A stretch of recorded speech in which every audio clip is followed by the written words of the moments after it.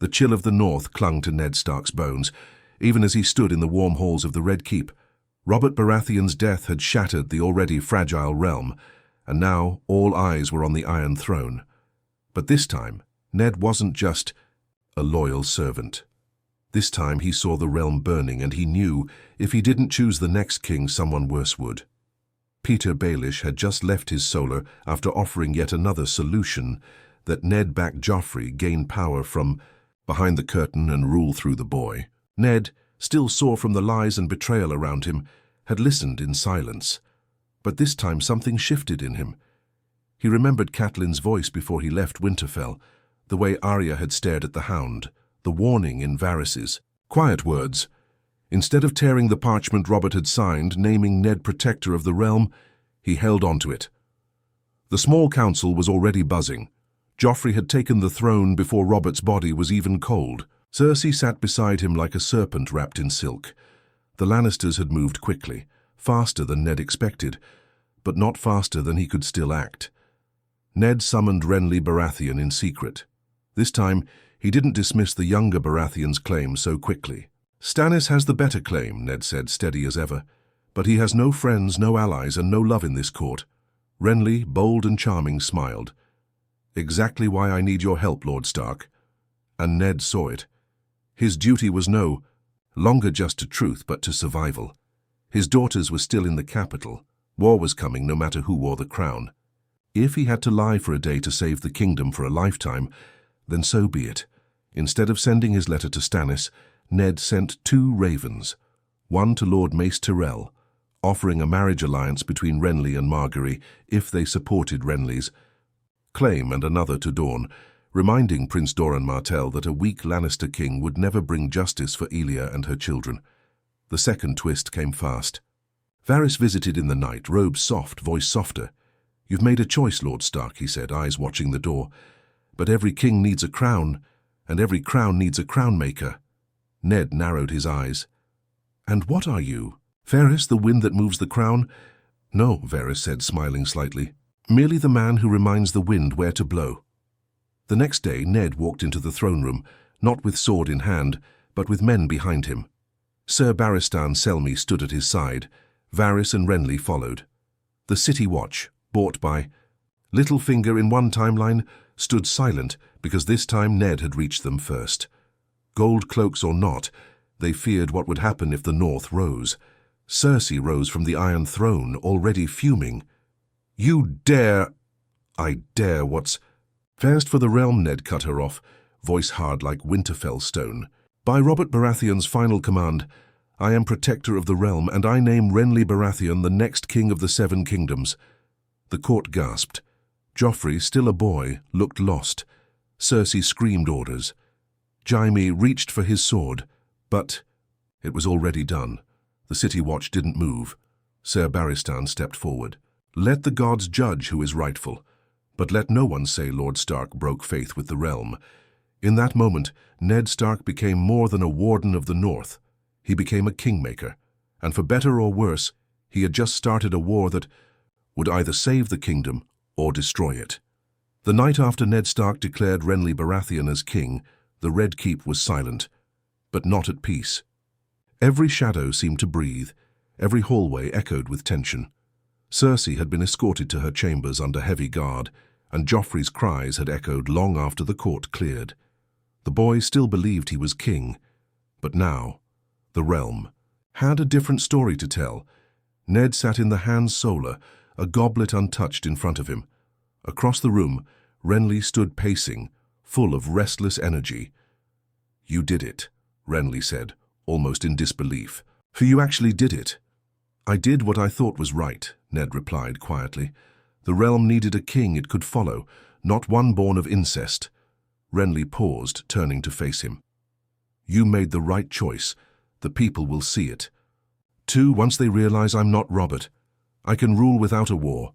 Ned looked out the window past the torchlit walls. "There's already a war coming.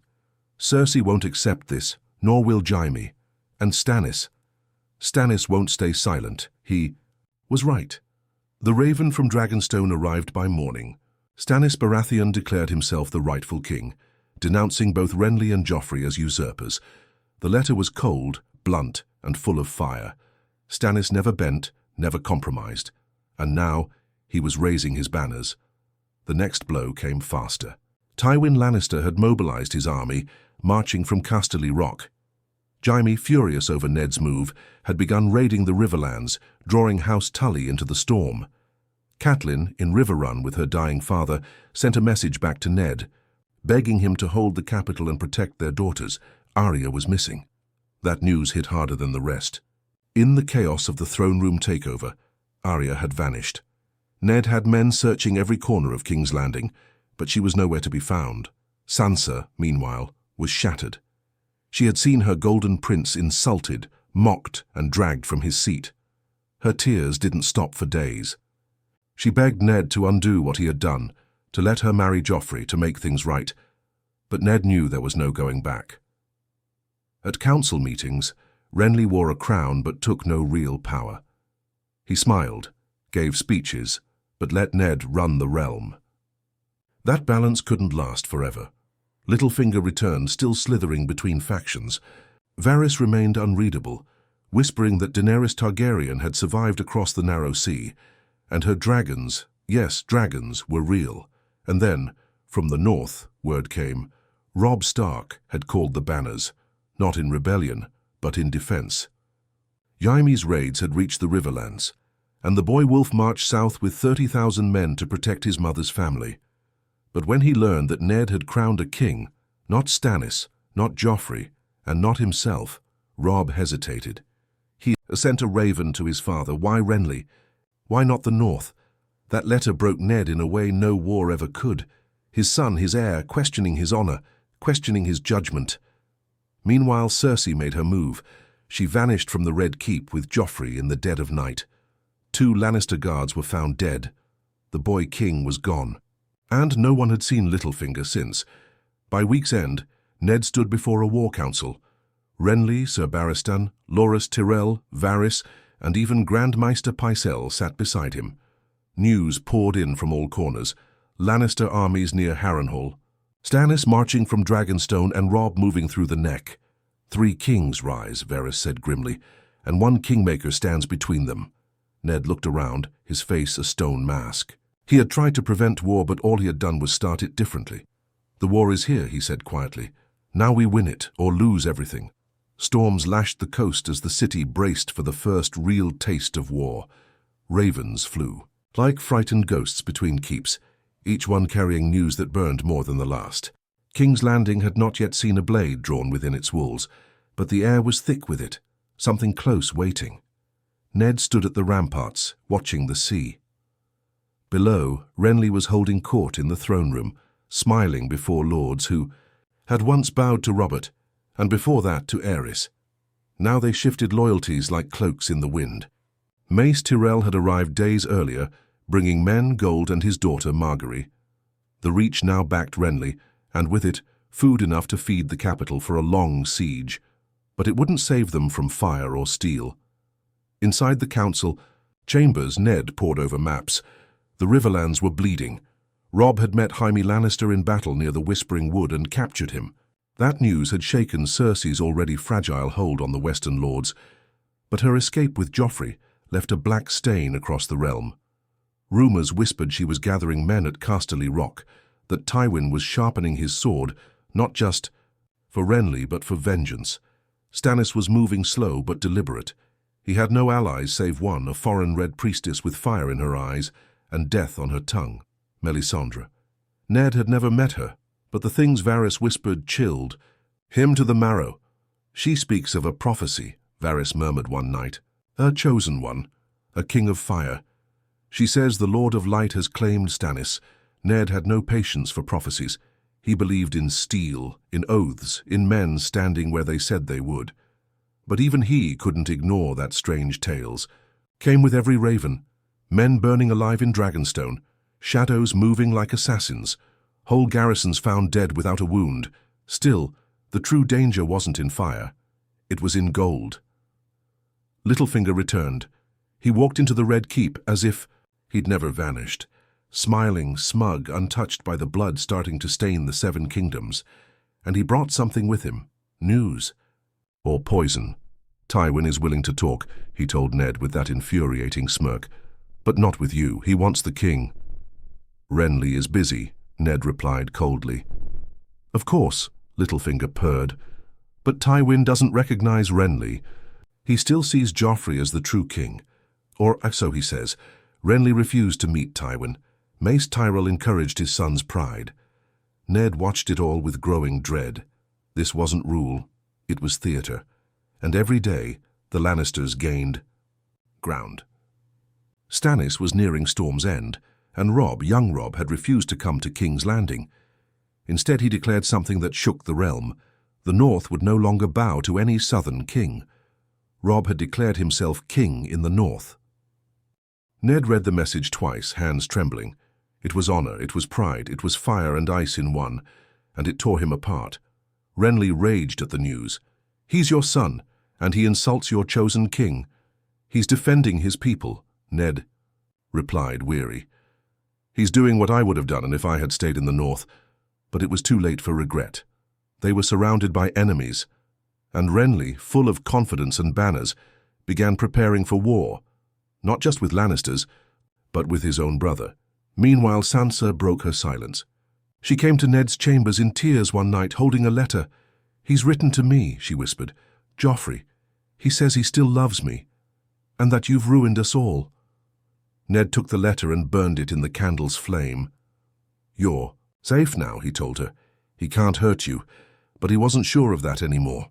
No walls could stop what was coming, and somewhere deep beneath the Red Keep, Arya still hid in shadows, watching, waiting, learning. The fires of war burned hotter with each passing day, and Ned Stark could feel the kingdom slipping through, his fingers like snow in spring. King's Landing had become a court of masks, lords smiling in daylight, whispering treachery by night.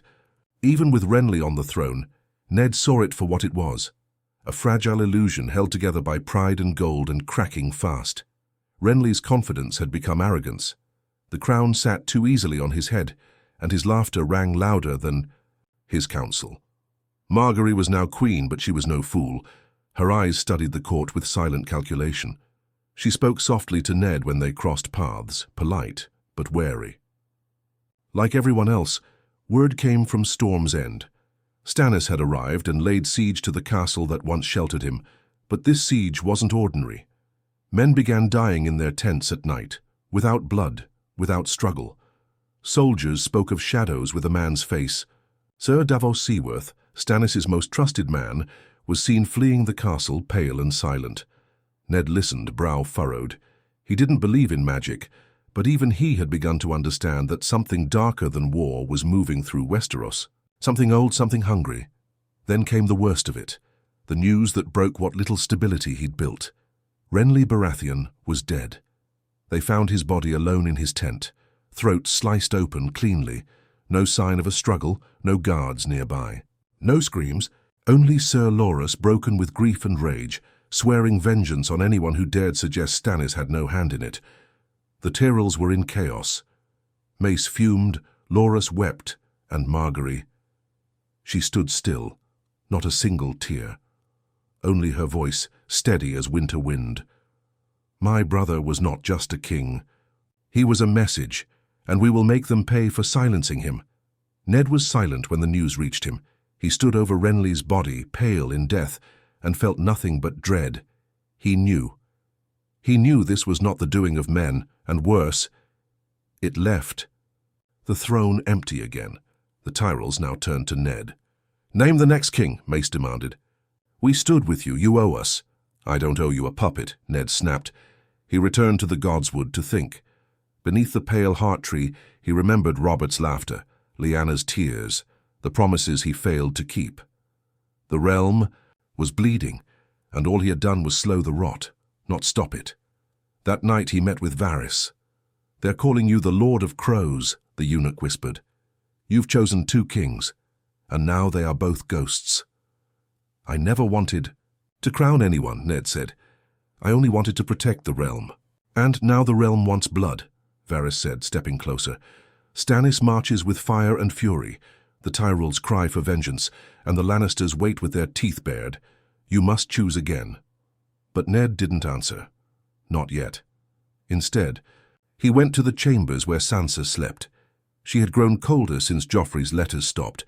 Arya was still missing. His daughters were the last pieces of home in a kingdom that no longer resembled anything but a battlefield. The next morning he summoned the small council: Pycelle, Varys, Mace, Ser Barristan, Margaery. He spoke clearly, every word weighed with duty. "There will be no new king today," he said. "Until this war is over, I will serve as Lord Protector of the realm. The throne will not be filled by ambition or prophecy or gold." Mace Tyrell banged his fist. "You have no right." "I have every right," Ned said, voice cold. "The realm entrusted it to me, and until the blood stops flowing, I will hold it." The room exploded in argument, but Ned stood like a mountain in winter. Outside the city, Stannis approached with a fleet powered by shadow. From the west, Tywin Lannister's banners lit the horizon with gold and crimson, and in the north, Robb wore a crown of his own making, and at the center of it all stood one man. Not a king, not a conqueror, a Kingmaker. King's Landing braced for siege. The Blackwater Bay churned with tension as the first of Stannis Baratheon's ships appeared on the horizon, black sails billowing like death come to shore. The city's gates were sealed, its walls thick with soldiers from the Reach and loyalists to House Baratheon. But loyalty was a weak shield when fear ruled men's hearts, and fear was rising fast. Ned Stark stood in the Tower of the Hand, staring out at the water. The fires in the bay flickered like omens, and he knew the day of reckoning had come. Stannis was here, and with him came not just war, but something stranger, something darker. The rumors had only grown wilder: shadows that killed, fires that whispered names, and a red woman who spoke in tongues older than the Seven. Renly was gone, and the realm was leaderless again, except for Ned. He hadn't wanted power. But now, power had been forced into his hands like a blade during a riot. With no king, with no peace, the realm had turned to him, not out of love, but out of fear that worse men would take his place. The Tyrells pressed him for vengeance. Margaery wore her grief like armor, and Loras trained from dawn to dusk, barely eating, barely sleeping. They wanted Stannis dead. But Ned saw the truth clearer now. If they killed one more king, another would rise. And another. And another. He had to end it, not just for honor, not just for his family, but for the realm. He met with Davos Seaworth before the first clash of swords. Smuggled into the city by Varys, Davos sat across from Ned in a quiet chamber. Deep beneath the Red Keep, the stone walls cold with old memories. "My lord," Davos said, voice rough but honest, "Stannis won't stop. You know that. He's not like your southern lords. He's iron." "He's fire," Ned replied, "and fire doesn't bend. It burns." "Then surrender," Davos said, shocking him. "Meet with him. Talk. Stop this before the whole city drowns in blood." Ned studied him for a long time. Davos was no lord, but he was perhaps the only man left who spoke without deceit, a man with no masks. That night Ned made the hardest decision of his life. He sent a raven to Stannis proposing a parley beneath the broken tower at the edge of the bay. Neutral ground, no swords, just words. 3 days later, they met. Ned stood, with Ser Barristan and Varys behind him. Stannis brought only Davos and the Red Woman, Melisandre. She was as strange as the whispers said, eyes red as coals, voice like silk dragged through ash. She stared at Ned with hunger, like she saw something in him that she hadn't expected. "He has the shadow of death upon him," she said softly, "but also truth." "I'm not here to play with shadows," Ned said. "I'm here to end a war." Stannis, face carved from stone, didn't sit. "Then name me king." "I won't name anyone anything," Ned said. "Not anymore. That path ends with corpses." "Then you are wasting my time." "No," Ned said firmly. "I offer you something greater, a ceasefire, a council. Let every great house send one voice. Let the realm choose its king, not with swords but with law." Stannis scoffed. "Law? The law already chose. I am Robert's brother. I have the blood, I have the right. And yet the realm bleeds," Ned said, stepping closer.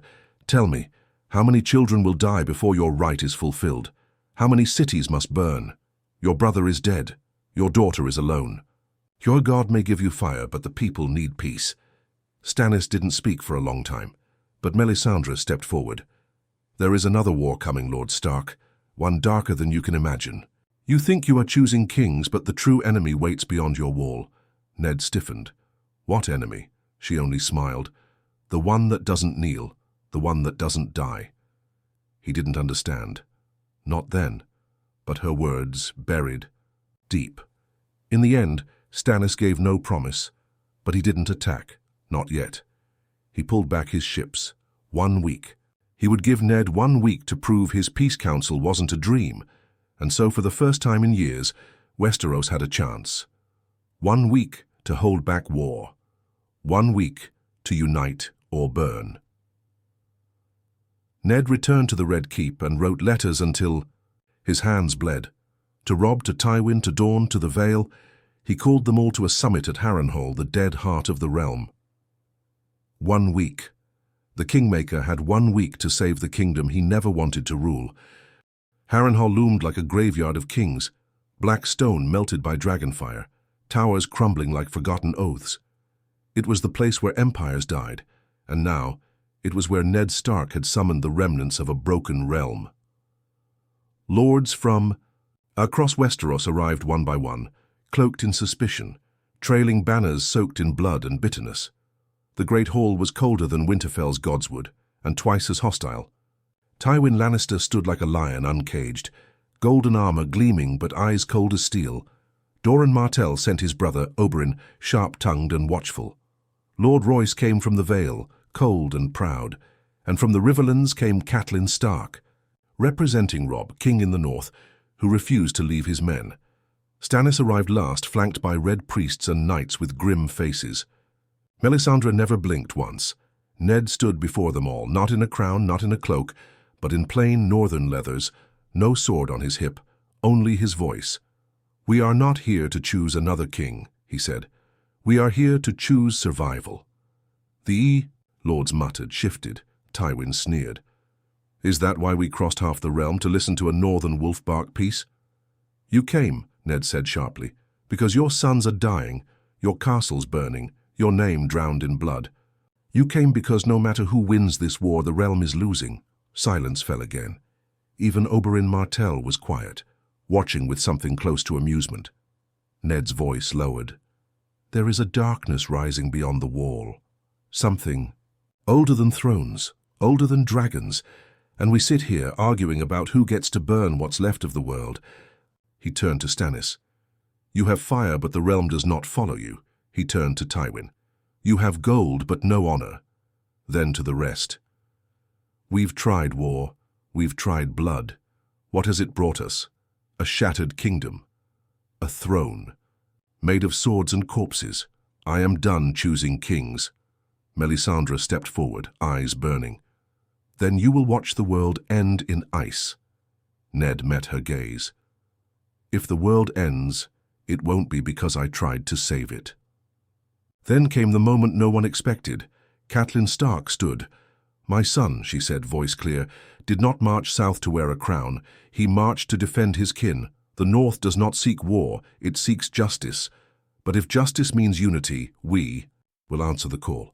Oberyn Martell nodded next.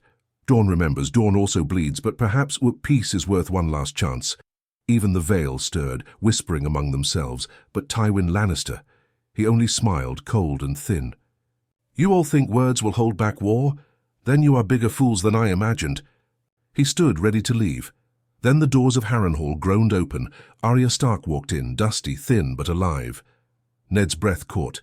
She didn't bow. She didn't cry. She just raised her voice, strong and clear. "If this council fails, it won't be the Lannisters or the Baratheons who burn first. It'll be all of us." Tywin stared at her, this small girl with the eyes of a wolf, and said nothing. For a moment, no one moved.